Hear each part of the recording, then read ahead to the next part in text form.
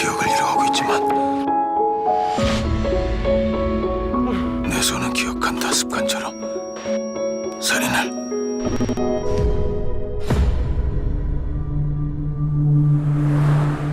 오늘 새벽 강화시에서 여성의 사체가 발견됐습니다.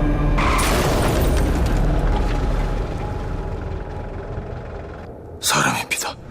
전 괜찮으니까 어르신 괜찮으시면 그냥 가시죠. 저놈은 살인자다.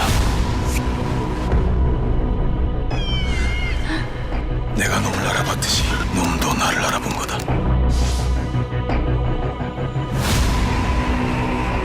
근데 어떻게 만난 거야? 그러면 살인범이야! 혜주 씨는 아빠가 살인범인 줄 알았대. 그날 사고 난 날 아빠 신발에 묻은 진액은 대체 뭐야? 기억들이 사라진다.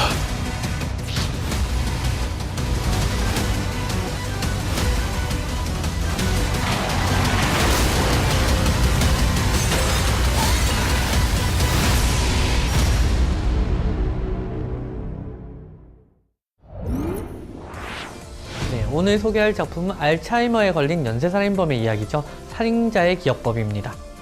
김영하 작가의 동명 소설을 원작으로 하고 있는데요. 최근에 TVN 알쓸 신잡에 출연하면서 유명세를 타고 있는 김영하 작가의 소설들은 그동안 영화로 많이 만들어졌는데요.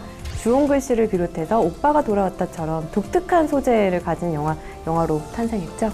워낙 독특한 소재이고 전개도 빠르고 또 결말에 반전까지 있으니 감독님들이 탐을 낼 만해요. 이번에도 원신영 감독님이 소설을 읽자마자 거의 40분 만에 영화를 결심하셨다고 하니까 이 원작 이야기가 가진 힘이 대단합니다. 재판에서 무조건 무죄 판결을 받아내. 무조건. 만약에 그렇지 못하면 당신은 영원히 나를 못 보게 될 거야. 원신영 감독님은 그 세븐데이즈라는 되게 우리나라 스릴러 영화에 빠질 수 없는 그런 또 여성이 주인공이었던 그 되게 독특한 스릴러 영화가 있고, 난 지동철이다. 난 특수부대 요원이다. 또 용의자라는 그 멋진 공유 씨가 나오는 그 그러니까 액션 영화나 또 이렇게 스릴러 영화에서 이렇게 뭔가 재능을 발휘하셨던 감독님입니다. 그 두 영화에서 보여줬던 스릴러, 액션 두 장기를 이번 영화에서 다 쏟아 부으셨는데 오랜만에 나오는 신작이라서 저도 기대를 많이 했는데 이 소설과는 다른 이 영화만이 가진 매력을 만들어내신 것 같습니다. 그 원작 소설과 영화의 가장 큰 차이점은 주인공 병수 캐릭터가 아닐까 싶은데요. 그 원작 소설에선 70세로 나오지만 영화에서 59세의 그런 중년 노인으로 나오죠. 나는 살인을 계속했다. 살인이 아니다. 정서라고 하자. 세상엔 죽어 마땅한 쓰레기 같은 인간들이 넘쳐났고 나는 그들을 청소하기 시작했다. 원작 캐릭터에서는 그냥 살인의 쾌감을 쫓는 인물이었다면 이 영화에서의 병수는 그래도 나쁜 사람들만 죽인다라는 나름의 명분이 있는 살인마로 등장합니다. 또 태주라는 또 다른 살인마와의 대결도 굉장히 중요한 구도였던 것 같아요.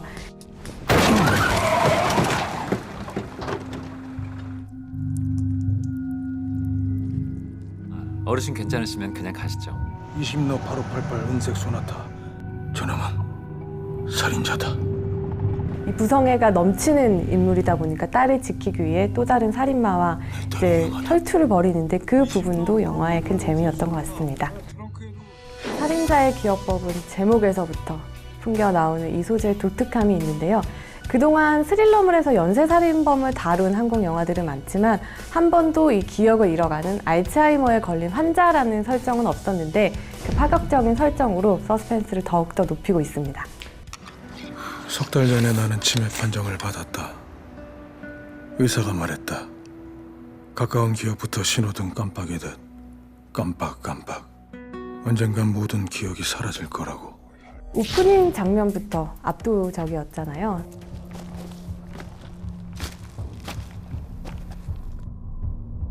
설경구 배우가 동굴 앞에 서서 이 당혹스러워하는 얼굴로 시작하는데 그 얼굴이 영화가 끝나는 내내 잊혀지지 않더라고요. 원신원 감독님의 되게 유명한 단편 빵과 우유라는 단편에 나왔던 동굴이라고 해요. 그래서 그 동굴로 되게 십몇 년 만에 오랜만에 가셔서 이렇게 작품을 하면서 초심을 또 찾으셨다는 감독님의 인터뷰도 있으셨습니다. 사실 메소드 연기하면 우리 설경구 배우를 빼놓을 수가 없는데 최근에 불안당으로 제2의 전성기를 맞으셨잖아요. 살면서 벌어지는 일이라는 게 대부분 뒤통수에서 오게 돼 있거든. 절대 눈앞에서 오는 게 아니야. 그러니까 너도 자주 뒤돌아보면서 살아. 그 변성현 감독에 의해서 빳빳하게 펴졌다고 본인 입으로 얘기하셨는데 이번에는 다시 구겨지면서 알츠하이머에 걸린 노인의 그 연기를 해내셨는데 아, 이런 제길 또 시작이다. 경련이 시작되면 길을 잃는다. 기억들이 사라진다. 설경구 배우는 그 이전 작품과는 다르게 이제는 이 캐릭터가 어떤 얼굴을 하고 있을지 궁금했고 그걸 만드는데 주력했다고 하세요. 본인의 분장이라든지 또 본인의 어떤 나이에 대해서 연기를 하시면서 굉장히 또 치열하게 또 감독님과 탐구를 하셨다고 하더라고요. 체중이 빠질 수 없잖아요. 뭐 10kg, 20kg는 누렸다 줄였다 뭐 자유자재로 하시는데 이번에도 역시 새벽마다 줄넘기 하시면서 10kg을 감량하셨다고 합니다. 네, 또 설경구 배우와 이렇게 쌍벽을 이룬 이 영화의 또 주인공이죠. 폭넓은 연기 스펙트럼을 지닌 김남길 배우인데요. 제보가 들어왔어. 네 차 트렁크에 시체를 싣고 다니는 걸 누가 봤대? 네? 네가 죽인 거냐? 부녀자 연쇄 살인범이 너야 임마? 그거 노른데. 네, 김남길 배우는 이 작품에서 14kg 정도를 체중을 이렇게 찌웠다고 해요. 굉장히 세련되고 섹시해 보인다는 생각이 되게 많이 들었어요. 그래서 아, 김남길 배우가 갖고 있는 또 되게 다른 면이 여기에 있구나라는 생각이 들었고 어제 제보하신 8588 차량 조사했는데요. 트렁크에 실려있던 여행용 가방 말입니다. 네. 사람 시체가 아니라 노루였어요. 설경구 배우가 굉장히 뜨거운 불의 연기를 했다면 김남길 배우는 굉장히 차가운 얼음 같은 연기를 했는데 그 두 배우의 에너지가 대비되는 걸 보는 재미도 컸던 것 같아요. 그리고 또 영화를 풍성하게 만드는 또 조연들이 있는데요. 김설현 배우. 이거 네. 연탄불 넣었으니까 곧 따뜻해질 거예요. 네, 김설현 배우는 강남 1970에서 이제 영화로 데뷔해서 많은 신인상 후보에 오를 정도로 그 연기력을 칭찬을 받았는데요. 이 작품에서 이제 설경구 배우의 딸인 그 은희 역을 맡아서 또 열연을 하고 있죠. 괜찮아? 괜찮은 거지? 봐봐. 이게 녹음 버튼이니까 이렇게 꾹 눌러서 미리미리 녹음해 놓는 거야. 아버지와 있을 때는 좀 애처로운 딸로 또 다른 살인마죠. 태조와 있을 때는 연인 같기도 했다가 결국에는 희생자가 되는 모습인데 그 사이에서 정말 고생 많이 했을 것 같아요. 영화의 클라이막스에 등장하는 그 은희의 감정 씬을 보면서 사실 설현 배우에게 우리가 기대하지 못했던 그 굉장한 감정 연기가 나와요. 그래서 저는 설현 씨가 이제 계속 영화나 드라마를 통해서 본인 배우로서 성장하려고 하는 의지가 굉장히 좀 굳건한 상태구나 하는 생각이 들었습니다. 또 다른 조연 빼놓을 수 없는 게 우리의 천만 요정 오달수 씨인데요. 아이고 우리 형님 또 오셨네. 아 왜 또 집을 잃어버리신 거요? 야 가방 좀 받아드려. 아 예. 아이 긴장 푸시고 형님. 영화를 참 안정적으로 만들어주시는 배우인 것 같아요.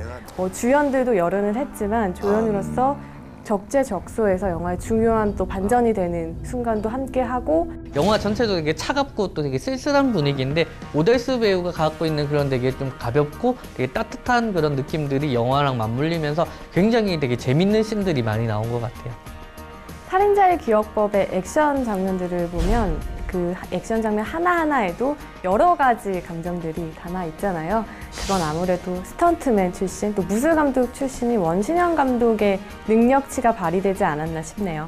CG를 사용하지 않고 차가 전복되는 장면은 설경구 씨가 직접 몸을 던져서 연기했다고 해요. 그렇게 하겠다고 한 배우도 대단하고 그렇게 시킨 감독님도 참 대단한 것 같아요.